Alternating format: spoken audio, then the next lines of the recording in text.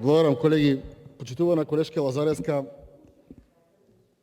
се додека пратениците го манипулираат народот, се додека пратениците го убедуваат народот дека живее убаво и го караат, кога тој ќе каже дека не е добра состојбата во Република Македонија, ако власта вика дека блескаме, дека сме на прав пат, до тогаш ние ќе имаме проблеми и до тогаш ќе паѓа процентот на излезност на избори, бидејќи им додовме преку глава на сите токму од ваквите реторики, кои што не престануваат со години од ова собрание. Блескаме, на прав пат сме и тоа го правеле сите во минатото. Ама ние мора да престанеме и јас се убедувам дека оваа млада генерација на пратеници од ВБР ДПМН и коалицијата тоа ќе го промени дали во овој или во некој друг следен пратенички состав. Во поглед на буџетот, народот мора да знае дека приходите се намалени во првите 8 месеци, а за во третиот квартал, тука и заменикот мисля ќе ви каже, ги проектираме како да се ќе биде нормално. Значи, согласно буџетот, согласно приливите кои што се очекуваат во буџетот, се направени како да нема ковид. Имаме исти очекувања на приливи направени како во декември што се направени 2019 година.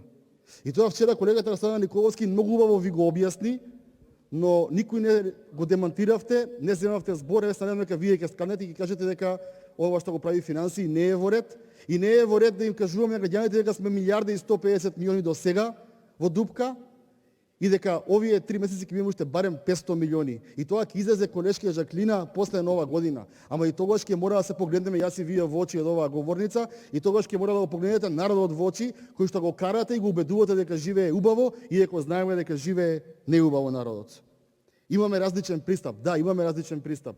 Вие мислите само на купи глас до утре. Вие мислите само на ваучери да дадете. Во секоја економска криза, тоа се учи на секој универзитет и на Балканот и во Европа и во светот, мора да имате зголемено ниво на капитални инвестиции. Како би покренале економија, треба да имате зголемено градежништво за уште 40 гранки покрај него да пркнат. Со социјален мир купување може до денес, до утре, месец, два, три.